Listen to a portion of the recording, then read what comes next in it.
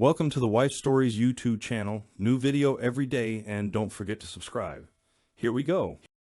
The judge sat sternly at his desk, his gaze fixed ahead as he delivered his ruling. After meticulously going through the details of asset separation, he finally directed his attention towards my now ex-wife, Alice. I hereby grant the claimant sole custody of the 3 children and order a monthly child support payment of $1,200, declared the judge. At that pronouncement, Alice leaped from her seat, embracing her attorney with elation before shooting a triumphant glance in my direction. Yes, I whispered to my own lawyer. I've maneuvered things just as I wanted. Curious as to why losing a court case could be perceived as a victory. Allow me to elucidate, but first, let's rewind to the beginning when I first encountered Alice. My name is Sam Foster, a 45-year-old mechanical engineer. Our paths crossed when I was 28 at an automotive fair. As I examined a Vanguard motorhome, I sensed someone peering over my shoulder. It was a striking young brunette, equally captivated by the vehicle's features. Quite spacious, isn't it? Almost like a small apartment, I remarked, grinning. She chuckled in agreement and said, probably more affordable, considering the skyrocketing rent prices these days. In that moment, exchanging smiles, I knew I was captivated. Taking a gamble, I extended my arm towards her. Shall we explore this wonderful home away from home? I was just thinking the same, she replied, seizing my arm, her smile capable of thawing even the coldest of icebergs. Together, we ventured towards the cooking area, adorned with its propane fridge and stove. Well, darling, I do enjoy cooking, but it seems a bit limited. Are you okay with dining on the road? I inquired, maintaining my role. As long as you can navigate the drive-through, sweetheart, she countered with a playful smirk. Next, we inspected the modest yet functional washroom. Peering inside together, we assessed its adequacy. It's sufficient for keeping ourselves clean, I remarked. But perhaps a tad cramped for showering together, she added with a grin. Moving towards the bedroom at the rear of the vehicle, we were interrupted by the sudden appearance of the salesman. Are you folks interested in this magnificent piece of design? The salesman queried. You'll find there's plenty of room for you, and maybe even a kid or two, the salesman suggested. Not so fast. We're just exploring options for our honeymoon. The kids aren't in the picture yet, I teased, winking at the young woman. Playing along, she quipped, although we could start them right here, with a giggle. Then reaching into her side bag, she retrieved a camera, removed the lens cap, and handed it to the salesman. If you wouldn't mind, could you capture this magical moment for us? She requested. The salesman happily obliged, snapping a few photos of us, even insisting on a kiss. With smiles stretching from ear to ear, we exchanged a simple friendly kiss, our lips barely touching. Leaving the salesman with a business card and well wishes for our impending wedding, we returned to the fair floor. I found it hard to tear myself away from this captivating woman, but before suggesting a coffee or anything further, I needed to know her name. Priorities first. Hi, I'm Sam. I think we forgot the formal introduction amidst all this excitement, I said, grinning. Well, that's a change from my current situation, she replied, dousing my burgeoning interest in her with a cold shower. I have a very well-known boyfriend who would likely vanish into thin air if I started talking about engagements. My name is Alice. We exchanged handshakes, and despite learning of her relationship status, I pondered whether to ask her for coffee. After all, what harm could come from a simple coffee if she was already spoken for? The worst-case scenario was falling for her and ending up with nothing more than a friendly handshake. With that in mind, I took the plunge. Would you like to grab a coffee? I ventured. We found an empty table at the small food court and settled in with our cups of coffee. Over the course of an hour, we conversed, getting to know each other better. She shared that she was 25, fresh out of university with a degree in communications and navigating her first job. She mentioned her boyfriend, whom she had met during her university years. Curious, I probed a bit further. Does he have commitment issues? She emitted a melancholic chuckle. Well, on certain fronts. Steve is dedicated to his job. He graduated 2 years ahead of me. He's devoted to his friends, and he's committed to partying as if he were still in the frat house. She paused for a moment, contemplating. He struggles with the idea of settling down. For him, planning ahead typically involves deciding what to do next weekend. Sorry to hear that, I offered, though the sentiment was far from genuine. The mention of Steve seemed to dampen her spirits. Shortly thereafter, she bid farewell, but not before accepting one of my business cards, with my home phone number hastily scribbled on the back, promising to stay in touch. As I made my way back to my apartment, I mentally berated myself for steering the conversation towards her boyfriend. Instead of showcasing my charm and personality, a task I was certain I excelled at, given my good looks, if I may say so myself, I had prodded at a vulnerability in her relationship. It was a regrettable move, fixating her mind on him and their situation. Yet all was not lost from that delightful encounter. 2 months later, while at work on a Friday, my phone rang. "Hello, Sam. It's Alice, your fiancée," she announced. Well, I was starting to think you'd gotten cold feet. I was on the verge of calling off the wedding. I teased, though the laughter that followed felt somewhat forced. I was wondering if you had plans for tonight, and if you could fit your betrothed into your schedule for a drink or two, she inquired, her voice tinged with a hint of uncertainty. "Let me consult my planner for a moment," I replied, feigning contemplation. "Is it a Jenny night?" "No, we broke up 4 months ago." "Or perhaps a Wendy night?" "Blast, I forgot to return her call last month." "Scratch that. Let's see. I can slot you in between Deborah and Diana." "Yes, I'll be free for a few drinks tonight." I sensed a hint of hesitation on the other end of the line. "What time are you meeting Diana?" Alice finally asked. Suppressing a chuckle, I replied, "Around 7. "Oh," she sighed, disappointment seeping into her voice. "It's actually on November 25th for Thanksgiving. Diana, my mom, is expecting me promptly at 7. I might even be able to bring you along if you're available." "I hope 1 month's notice is sufficient," I teased, unable to contain my amusement. "Okay, wise guy. It's a date," she retorted playfully. We arranged to meet after work at a pub midway between her place and mine. It turned out to be an unremarkable evening. We shared a few drinks, discussing a myriad of topics, but the conversation inevitably gravitated towards her and Steve, her boyfriend. Alice spoke of her aspirations to establish herself in her career over the next few years. She also mentioned her desire to have children, raise them for a few years, and then resume her career. Steve, on the other hand, envisioned a life of wealth and leisure, with little thought given to children. Over the past 4 years, she dedicated herself to transforming Steve, coaxing him towards maturity and responsibility. Yet her efforts proved futile. Their disagreements escalated, with Steve resisting the idea of moving in together, clinging to his independence and apartment. Alice, inherently competitive, felt the sting of defeat creeping in.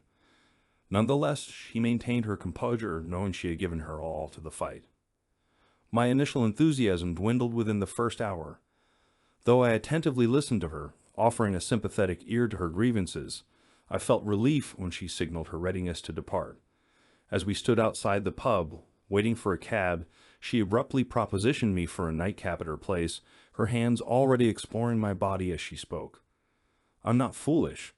I understood that I could likely end up sleeping with her that very night. The temptation was there. But I also recognized that it would be a move born out of vengeance. She was well aware that Steve had opted to go carousing with his friends, likely ending up in another woman's bed. I would merely serve as a tool to maintain some semblance of equilibrium in their tumultuous relationship. "No, thank you," I asserted, choosing to be straightforward with her. "Alice, I almost enjoyed my evening with you tonight, but I refuse to let you use me as a pawn in your vendetta against Steve. Go home, come to terms with it, or find another outlet for your frustrations. I had hoped you saw something meaningful in me, but the verdict is still out on that. While I'm glad I could lend an ear, don't mistake me for a means to alleviate your pain." Even in her slightly intoxicated state, she initially seemed shocked by my words. Then her face flushed with embarrassment, a crestfallen expression clouding her features. Choosing to leave without waiting for a cab, I walked away, leaving her standing at the curb. Surprisingly, she called me the very next day to apologize for her behavior the previous night. While I sensed her sincerity, I remained terse during the conversation. 2 months later, following a Thanksgiving where I had to explain to my mother why I couldn't introduce her to the future mother of her grandchildren, Alice reached out to me again. "Hi, Sam, it's Alice. How have you been?" "Not bad. And yourself?" "Good, very good." There was a pause on the line. "And that's thanks to you. I took your advice and ended things with my boyfriend last month. This time alone has really helped clear my head." "Well, I'm glad to hear that." "Truly," I replied. "I was wondering if I could invite you out for a drink again, and I promise I won't mention my ex," she asked tentatively. "It's a tempting offer, but I have plans for this weekend. What about next weekend or sometime during the week?" There was a brief silence before she replied, "Okay, next weekend works for me." Hey, beggars can't be choosers. After how I behaved on our last date, I should be grateful you even answered my call. Her sincerity softened my stance a little. "Don't underestimate yourself, Alice. You're not just attractive, you're great company too. If I didn't have plans already, I'd be thrilled to go out with you again. By the way, we still need to finalize our guest list for the wedding," I reminded her. Her response was a giggle. "All right then, next week, same time, same place. Don't stand me up," I teased. The subsequent date was delightful. Not once did the topic of her ex come up. Instead, she inquired about my current situation. I could sense her tension when I mentioned I was seeing a colleague from work. She seemed relieved when I assured her it was nothing serious, just a comfortable friendship with benefits. She gave me an odd look but dropped the subject. This time, she didn't suggest going back to her place for a nightcap. Instead, she bid me farewell with a long, heartfelt kiss at the curb before hopping into a cab. The invitation for a nightcap came the following weekend, and there was no way I could refuse. We couldn't keep our hands off each other all the way to her place. Once inside her apartment, our embrace continued, swiftly transitioning to a horizontal position. It felt like love in its purest form. The following weekend, we rendezvoused again, this time ending up at my house. We spent the entire weekend delving deeper into each other's worlds, hardly leaving the bed except to grab a snack before returning to our cozy cocoon. As Sunday afternoon rolled around, we were just finishing a leisurely brunch when the phone interrupted our blissful bubble. I picked up, and it was Deborah, the occasional co-worker I went on dates with. "Hey there, handsome. How was your weekend?"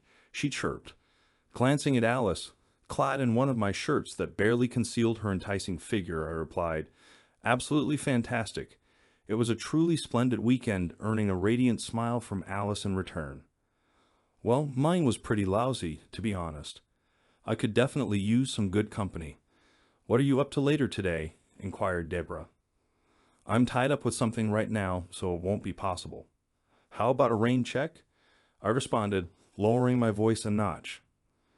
Alice shifted her focus back to the dishes, but I could sense her keen interest in the conversation. "You're with her?" Deborah asked. "Yeah," I confirmed. "All right then, I'll catch up on the latest gossip tomorrow at work," she said before ending the call. Alice turned towards me, her expression now a stoic mask, devoid of any emotion. I'd come to recognize it as her warpath guise. Being inherently competitive, she had mastered the art of concealing her feelings when faced with adversity, saving them for when she needed to retaliate.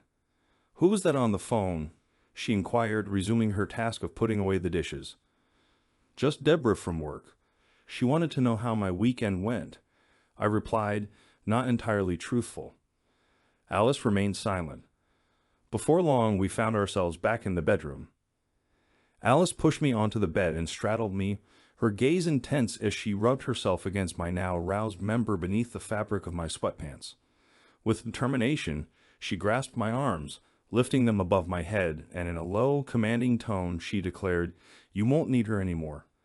No more rain checks. From now on, I'll be all you need." Feeling the intensity of her desire and the imminent pleasure she was about to bring me, I saw no reason to argue. Indeed, over the following weeks, Alice became the cornerstone of my life, both in and out of the bedroom. Our connection was undeniable, evident in the countless photos she took to immortalize our happiness. Within a year, we exchanged vows, with me at 30 and her at 27. As planned, we spent the initial years of our marriage solidifying our careers, I as a mechanical engineer at T-Bolts Incorporated and Alice as a creative assistant in a marketing firm. Through relentless effort, we became indispensable assets to our respective employers, and when the time felt right, we embarked on the journey of parenthood. 2 years into our marriage, we welcomed Sam Jr. into the world. Alice took a brief maternity leave, confident in the security of her position, and returned to work once we found a suitable nanny for Junior. She resumed her duties for less than a year before the arrival of Elizabeth, our second child, named in homage to my mother-in-law. With an established nanny already in place, Alice's maternity leave was abbreviated. Believing our family complete, we were taken by surprise when Alice unexpectedly became pregnant again, leading to the joyous arrival of little William. However, recognizing our limit, Alice underwent surgery to prevent further expansions to her family. 3 children felt like the perfect balance. Despite our focus on our careers and the presence of a live-in nanny, our children remained our top priority over the following 6 years. That's how we navigated our lives together. The final year of our marriage weighed heavily on us. Our children were blossoming, a fact documented in the myriad photos captured by Alice throughout our journey. Professionally, we were stable, yet a palpable void lingered. My love for Alice remained as fervent as the day we exchanged vows, and our trio of well-behaved children, cared for diligently by our nanny Bernilla, brought us immeasurable joy. With the kids transitioning to school and preschool, Bernilla's role had evolved into that of a household maid. One evening, as I sat watching mindless TV with the kids and Bernilla, Alice was detained at a late meeting. It struck me. What was amiss in our marriage? It wasn't the first occasion Alice had been held back by work commitments, but this time it stirred a deeper concern. I pondered over the past months, initially attributing Alice's distance to work-related stress. I understood firsthand how professional anxieties could infiltrate personal life, persisting even during moments of familial intimacy. However, what struck me the most was her aloofness towards me, a stark contrast to her interactions with the kids or Bernilla. It became evident that our marital relationship was the crux of the issue. I racked my brain, attempting to discern any changes in my demeanor or actions that might have led to her distant behavior. What had I done to provoke her frequent outbursts towards me? For instance, just last week, I suggested a trip to the zoo with the kids. Her response was filled with disdain. "Goodness, Sam, could our lives get any more mundane? A day at the zoo. You and Bernilla can take the kids. I'll find something else to occupy myself." Her contempt towards an activity the kids cherished left me taken aback. "Darling, the kids adore going to the zoo. Why would you react this way? And why are you constantly terse with me lately? It feels like nothing I do or say meets your approval. What's wrong?" She rose from the couch and retreated to our computer room. "I feel trapped in our routine, Sam. When I look at you, I don't see a husband. I see a warden," she uttered before exiting the room. Her words couldn't have been clearer. Our marriage was on the line, and swift action was imperative. While she had voiced her discontent about the monotony of our lives over the past year, her latest accusation struck a nerve like never before. The thought lingered, was she preparing to leave? Worse yet, was she seeing someone else? The idea of her dissatisfaction with our life was already difficult to digest, but the possibility of infidelity was unbearable. I resolved to do whatever it took to improve our situation and salvage our marriage. However, if she was indeed being unfaithful, that was a different ordeal altogether. I would never tolerate it. I needed certainty. On Sunday after lunch, I loaded the kids into the car alongside Bernilla, and we set off towards the zoo. 2 blocks from home, I veered into a restaurant parking lot and asked Bernilla to continue to the zoo with the kids. She agreed, though clearly perturbed by my sudden change of plans. As soon as they were out of sight, I swiftly switched to a rental car I had arranged the day prior. Just as I was about to head home, I spotted Alice's car traveling up the boulevard. Without hesitation, I followed. 10 minutes later, she arrived at an apartment building and disappeared inside. Armed with my camera, I discreetly captured a few snapshots of her entering the premises. After a brief wait, I decided to investigate further. The lobby was disheveled, marked by an overflowing wastebasket spilling discarded flyers. Rows of buzzers adorned with name tags caught my attention. As I scanned through them, one name struck me like a bolt of lightning. Steve Gray, Alice's former flame. Suddenly, pieces of the puzzle began to fall into place. It became clear that she had rekindled her relationship with her ex-lover. Unlike me, burdened with the responsibilities of 3 children, a home, and the accompanying financial obligations, Steve was unencumbered, free to offer Alice the excitement and spontaneity I couldn't. In that moment, all the unanswered questions from the past months found resolution. My wife was betraying our marriage, and our union was irretrievably damaged. To say I was devastated would be an understatement. Like a man in a stupor, I staggered back to my car. While I couldn't be certain of the exact nature of the rendezvous, it was abundantly clear that this was no innocent visit. Yet, despite the overwhelming evidence, I needed definitive confirmation. Retrieving an old lighter from the glove compartment, I returned to the building, ensuring there were no security cameras in sight. I seized the overflowing wastebasket and carried it outside, setting it ablaze. With dead leaves piled on top to generate smoke, I darted back inside, pulling the fire alarm. The piercing noise echoed through the building as chaos ensued. Racing back to my car, I watched as Steve Gray emerged on his balcony, clad only in briefs. Alice followed behind him, clearly caught off guard and hastily donning a housecoat. Seizing the opportunity, I snapped a series of incriminating photos. My anger towards Alice boiled over. As they realized it was a false alarm, they retreated inside. Seething with frustration, I eventually made my way to the zoo. Reuniting with the kids, Bernilla immediately sensed my agitation and skillfully diverted their chatter about their visit. Though I smiled outwardly, my mind churned with turmoil, and my responses remained subdued.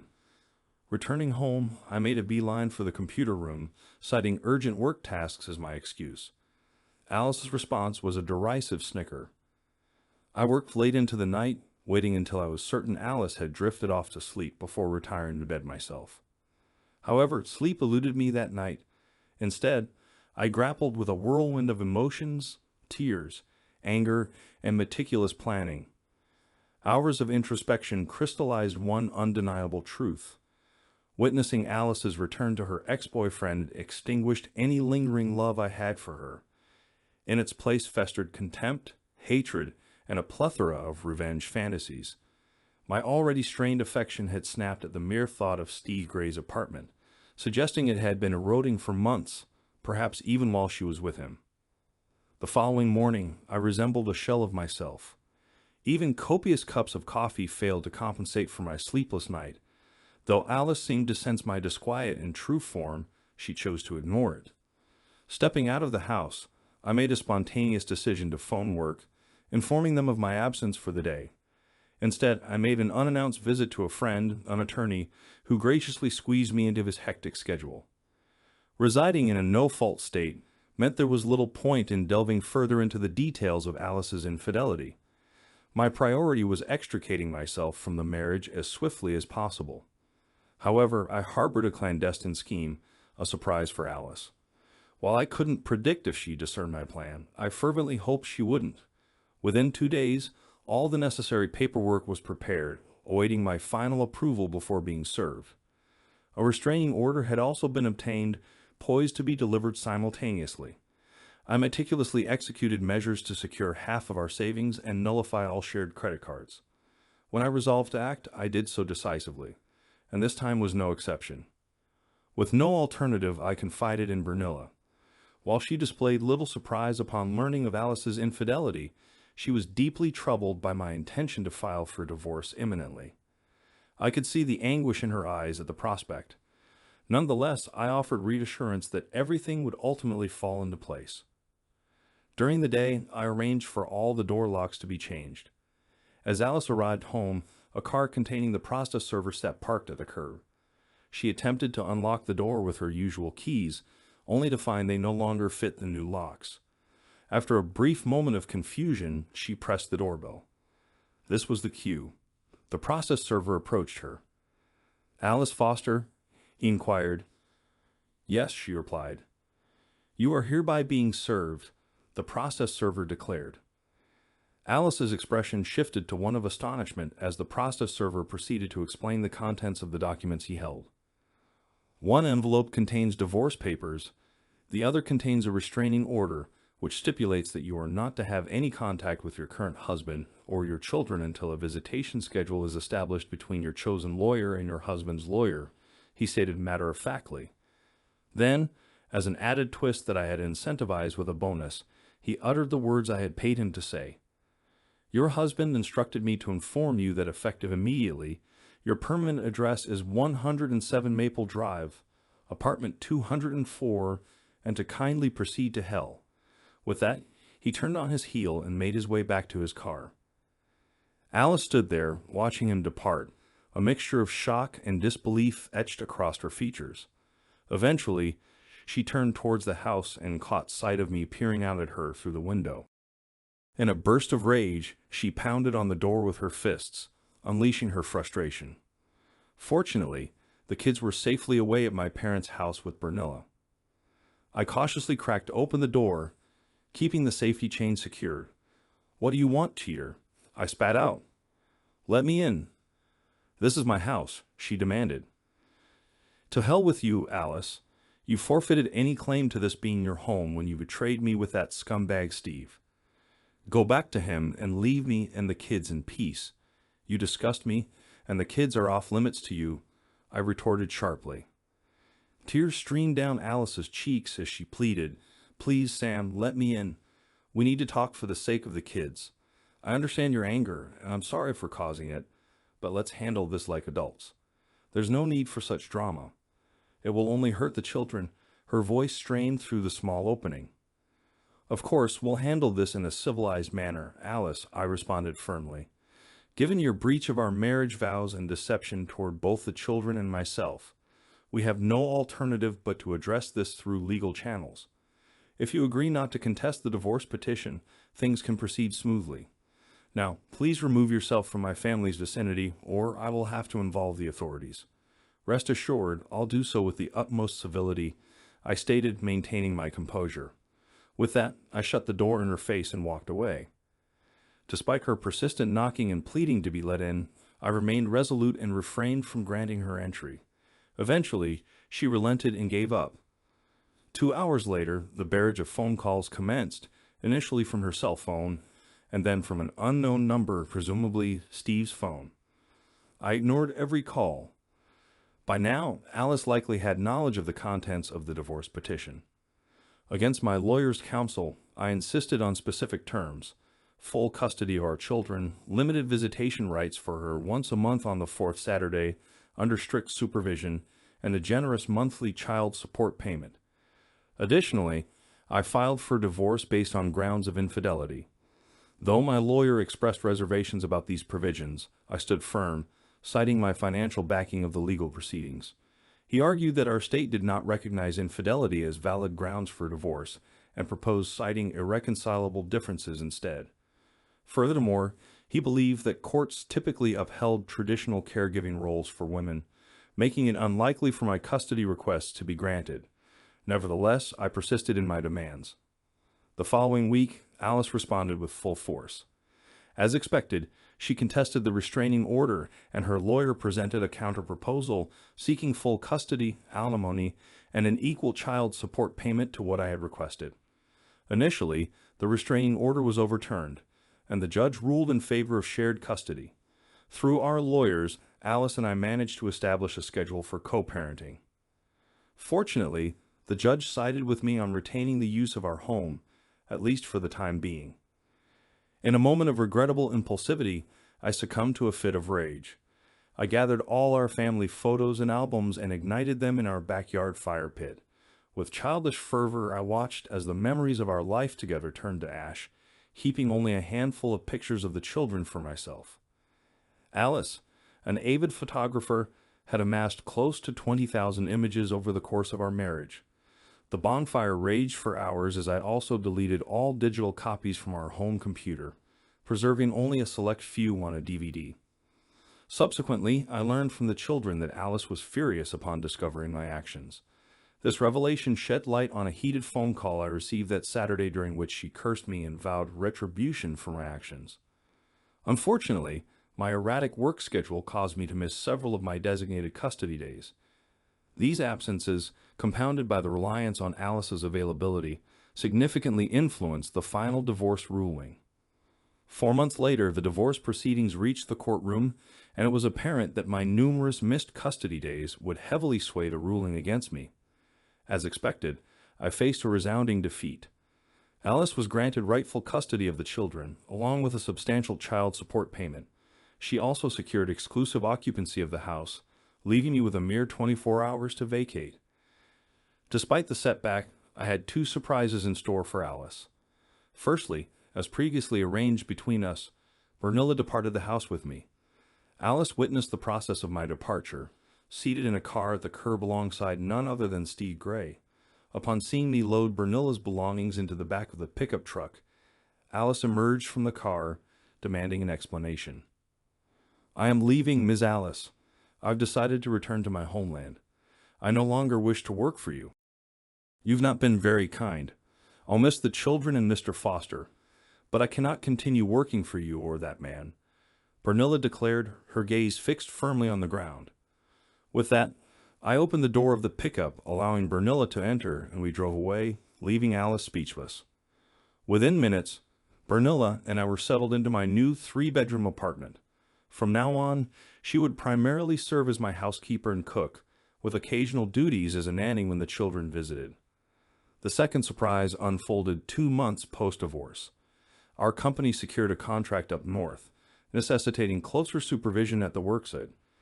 Given my frequent visits, I agreed to relocate for 6 months, spanning from December to May.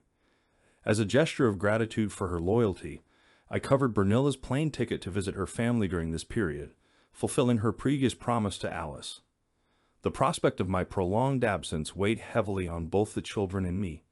However, it proved even more challenging for Alice. With my consistent absence over recent months, and now the prospect of sole caregiving responsibilities for the next half year, her social life suffered a notable decline. From what I gathered, Steve never entertained the idea of moving in with her, particularly given the presence of the children. By April, they officially parted ways, with Steve finding companionship in a single blonde without children who shared his penchant for revelry. Upon my return home at the end of May, Bernilla greeted me at the airport, exuding confidence and allure in her attire. It was evident that her presence turned heads among the male onlookers. She leaped into my arms, embracing me tightly. "I missed you dearly, Mr. Foster," she exclaimed, "and thank you again for covering my plane ticket to visit my parents." Feeling slightly self-conscious, I couldn't help but notice the stark contrast between her youthful vibrance and my aging appearance. Yet amidst my embarrassment, I felt a surge of warmth knowing that she was genuinely happy to see me. After all, Bernilla had been an indispensable part of our family for over a decade, providing unwavering support during the tumult of the divorce. "I missed you two very much," I replied, reciprocating her embrace. Her slender figure pressed against mine, eliciting a sense of comfort and familiarity. During our silent drive home, I couldn't shake off the earlier display of affection at the airport.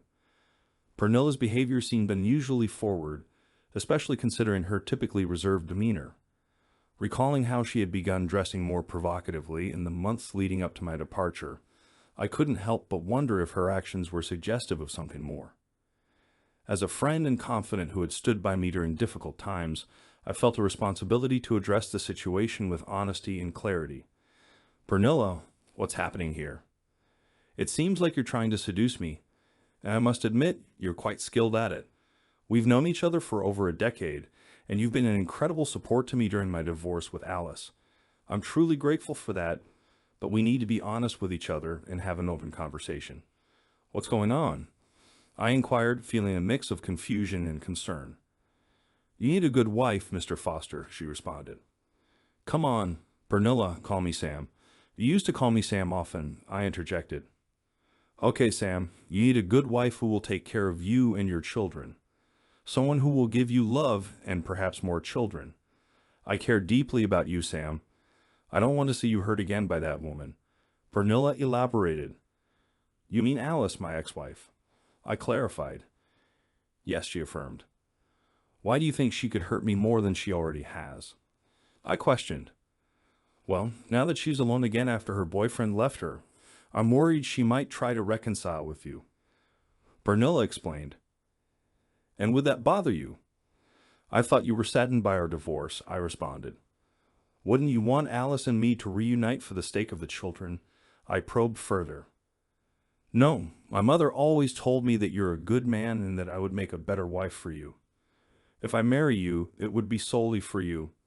I would strive to be better, younger, and more beautiful than her. I've witnessed your pain, Sam. I've heard you cry when everyone else was asleep. Well, that certainly caught me off guard. Bernilla's admission left me feeling a bit bewildered, realizing just how vast our cultural disparities were. Amidst her declaration, one thing stood out clearly. She desired to be my wife. Did she love me? Perhaps, but I couldn't be certain if her understanding of love aligned with the North American perspective. Nonetheless, Bernilla was a cherished friend, and I didn't want to cause her any pain. Bernilla, I'm honored by your feelings. It's touching, truly. However, it's a bit premature for me to consider remarriage. All I want right now is to be home, with you by my side, and to have the kids around. I conveyed as gently as I could.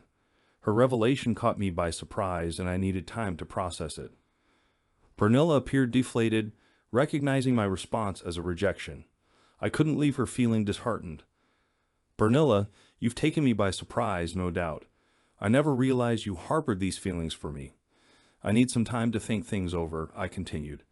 Though disappointed, Bernilla's spirits lifted slightly as I offered reassurance. Listen, Bernilla. You're young, beautiful, and full of life. You deserve someone closer to your age. But one thing's certain, I won't ever allow Alice back into my life. Right now, you're the most important woman to me, I affirmed. My words seemed to offer her some solace, and I hoped it provided clarity in our complex situation. Epilogue. 1 year later. Bernilla and I sat in silence on the couch, my eyes drawn to the picture hanging on the living room wall. It captured a moment from 5 years ago when my eldest son and daughter played joyfully in the backyard while I dozed off in a lounge chair, our youngest son nestled in my arms. I hadn't destroyed that picture. Instead, I framed it, and Alice had placed it back on the wall. As if summoned by my thoughts, I heard the familiar sound of Alice's car pulling into the driveway. The kids dashed inside, greeting us quickly before hurrying off to their rooms. Hi, Dad. Hi, Bernilla. Sam Jr. called out, leading the way. Alice followed closely, gracefully carrying a couple of grocery bags into the kitchen. Sorry we're late, she apologized, her demeanor still exuding the same elegance and charm that had captivated me once upon a time. Bernilla rose from the couch and headed toward the kids' bedrooms to check on them. As she left, Alice turned her attention back to me, her gaze softening. You look good, Sam, she remarked, a hint of nostalgia in her voice. Every time I see the man I married all those years ago, I can't help but realize what a fool I've been. True, but let's not forget that I had some help in opening your eyes. I quipped back. Alice chuckled softly. If I didn't love you so much, I'd probably still be angry at how you manipulated the situation. But deep down, I know it was for the best. He would have left me eventually anyway. But leaving the kids with me, that certainly expedited the process. Less than a year, and he was gone, leaving me alone without a lover and without a husband. I wanted to hurt you, I admitted. And you did, she conceded, but I can't blame you for wanting to make my life as miserable as I made yours. Seeing you now so happy without me, I know this weekend without the kids will be just another lonely one. Bernilla returned, glowing with the anticipation of impending motherhood, followed closely by my 3 kids, their overnight bags and towels in tow. Bernilla and Alice shared a warm hug before our departure. Please take good care of the kids and Sam, Alice requested. Of course, Ms. Alice. I'll make sure they're well taken care of. We'll call you every day, and we'll bring them back next week, Bernilla assured her. As we left, I couldn't help but wonder the same thing as Alice. What would our life have been like if we had stayed together? It was a futile question, filled with wishful thinking, yet impossible to shake off entirely. We both still felt the weight of what we had lost, but for me, it was somewhat easier to move forward with my new wife and our soon-to-be-born daughter. Life moves on regardless.